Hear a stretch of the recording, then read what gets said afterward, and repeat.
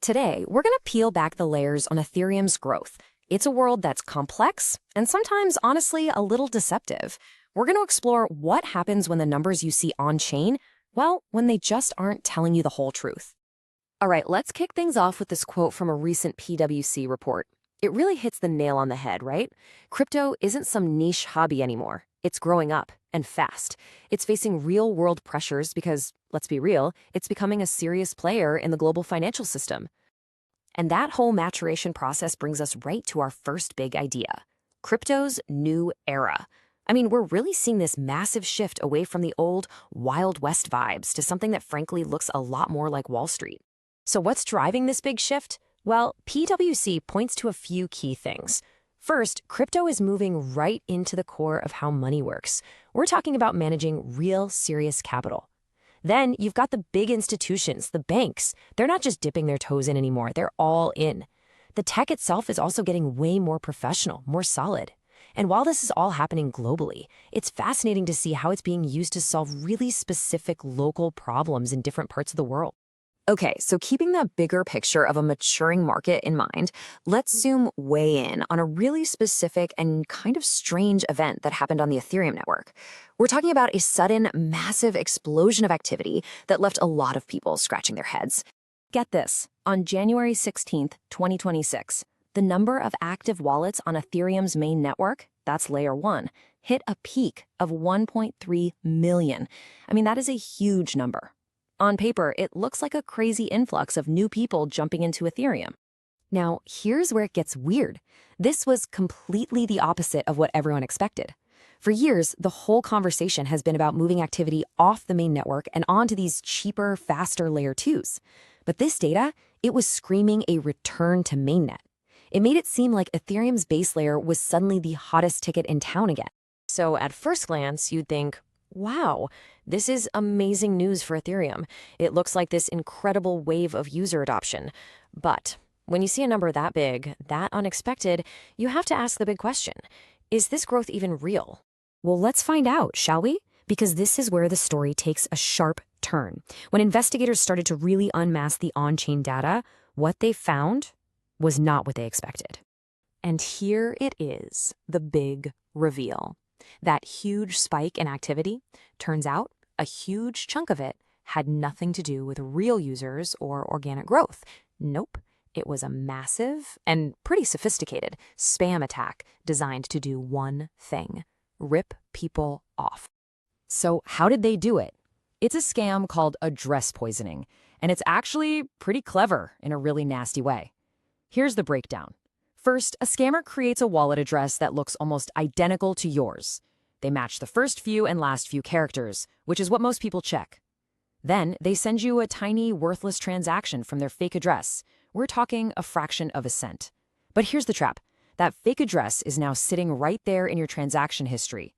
The scammer is just hoping that the next time you send a big transaction, you'll be in a hurry, you'll copy-paste their address by mistake, and poof, your funds are gone. And make no mistake, this wasn't just some harmless spam. This had a real, devastating cost. Researchers found that at least 116 people fell for this trick, and together they lost over $740,000. So yeah, this fake traffic had a very, very real financial impact on actual people. Okay, so if that huge traffic jam on layer 1 was mostly just a big scam, it begs the question: where is the real growth, the real innovation actually happening? And that brings us to the true engine of Ethereum's future: scaling on layer 2. So let's talk about one of the star players in this space, this ZK rollup. The best way to think about it is like an express carpool lane for the blockchain. Instead of every single car or transaction clogging up the main highway, a ZK rollup bundles a ton of them together off-chain. It processes them all super fast, and then it just sends a single tiny cryptographic message back to the mainnet, a validity proof that basically says, hey, all these thousands of transactions, they're legit. The result? Things get way faster and so much cheaper. And this really puts the difference in perspective. Think about layer 1, the Ethereum mainnet. It's the bedrock, right? It's incredibly secure and decentralized, but man, it can be slow and expensive. Now look at a layer 2, like a ZK rollup. It's built to be lightning fast with way lower fees. And the best part? It still gets all its security from layer 1. It really is the best of both worlds. Okay, so how much faster are we really talking here? Well, some researchers recently put a ZK rollup to the test. And they didn't just throw simple transfers at it. No, they used complex DeFi swaps, the kind of stuff that really takes a lot of processing power. The result? It handled 71 of those complex transactions every single second. That is a game-changing leap in performance. And you can see it right here in this chart from their research. This visualizes that performance perfectly. See how the system just locks in and stabilizes at that incredible 71 plus transactions per second? This isn't some pie-in-the-sky theory. This is proven, demonstrated capability. It shows that ZK rollups can handle the kind of complex stuff DeFi throws at them at a scale the mainnet just can't touch by itself. All right, let's pull back and tie all these threads together. We've looked at some pretty deceptive on-chain data, we've dissected a nasty scam, and we've seen the incredible, genuine tech that's being built in the background. So what does it all mean for the future? So what are the big things to take away from all this? First, and this is a big one, you can't always trust on-chain data at face value. A huge spike in activity doesn't automatically mean real growth. Second, the real action, the true engine for scaling Ethereum, is happening on layer 2 with tech like ZK rollups. And finally, you have to realize that all these different pieces, the spam attacks, the incredible new tech, the new regulations, they're all just signs of a system that's getting more complex because it's maturing.